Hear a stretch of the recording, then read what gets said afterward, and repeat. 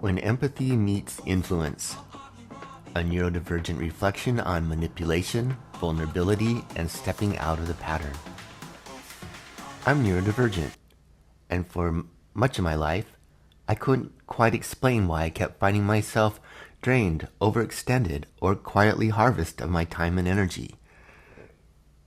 Usually nothing dramatic, usually nothing obviously abusive, but a repeating feeling of, how did I end up here again? For a long time, I assumed the answer was a personal failure.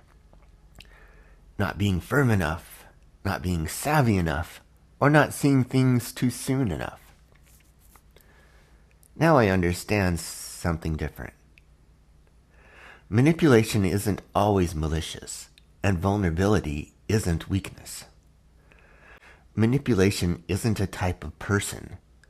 Vulnerability isn't a flaw. They are roles that can form when empathy, influence, and structure fall out of balance. Many people imagine manipulation as overt deception or cruelty.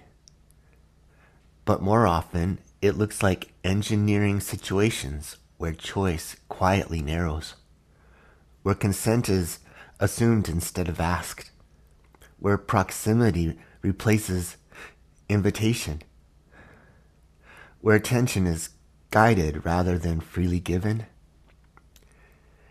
And vulnerability, it often comes not from naivety, but from openness.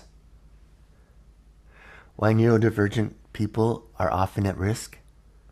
As a neurodivergent person, I tend to read patterns quickly, feel deeply, seek coherence and meaning, value harmony, empathize instinctively.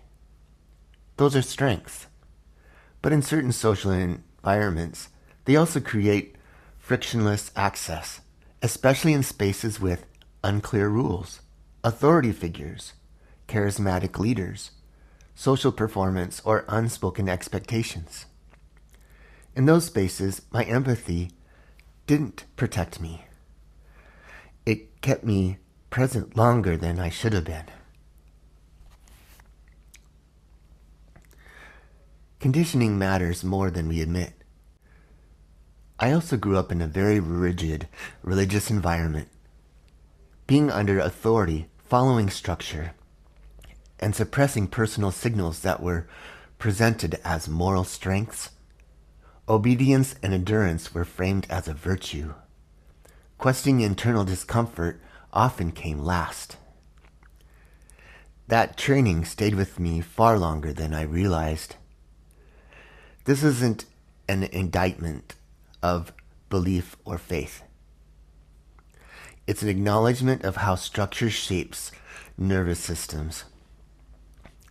When control is normalized early, later influence can feel familiar, even when it quietly costs autonomy. The quiet confusion of being used without ill intent. One of the hardest things to understand was this. Many people who benefit from influence don't experience themselves as manipulative. They experience themselves as socially skilled, helpful, confident, effective, or simply good with people. Often these patterns were learned early, in families, institutions, or environments where steering others was adaptive or rewarded. That doesn't erase impact, but it explains why confrontation often goes nowhere. Because the harm wasn't intentional, it was structural. Empathy is often the hook.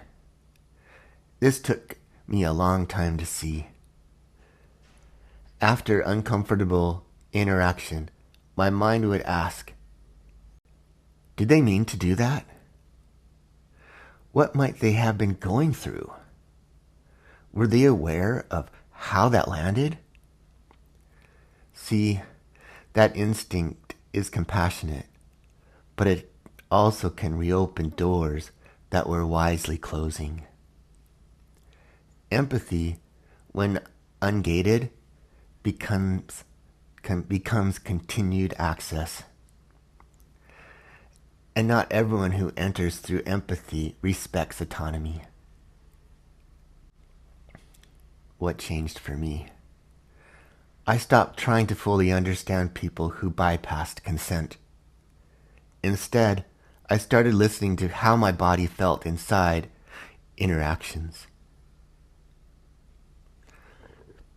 Not fear, not attraction, not politeness, but choice. I did feel ease, agency, room to say no, and the ability to leave without consequence. If the answer is no, I didn't need further analysis. I learned that leaving quietly sometimes is the cleanest boundary available. No accusations, no explanations, no narratives for others to manage. Just absence. How people with influence can step out of the pattern. This isn't about shame, it's about awareness. Questions that matter. Did I ask or did I arrange? Was this consent explicit or implied? Would this feel okay if roles were reversed? Am I uncomfortable with someone disengaging here? Influence doesn't need to disappear. It just needs to consent back at the center. How empathetic people can protect themselves without hardening. The answer isn't to become colder or suspicious. It's to remember this. You can understand someone without letting them in. Empathy does not require proximity. Understanding does not require access. Compassion does not require self-erasure. You are allowed to leave. You are allowed to disengage. You are allowed to stop being available. A shared relief.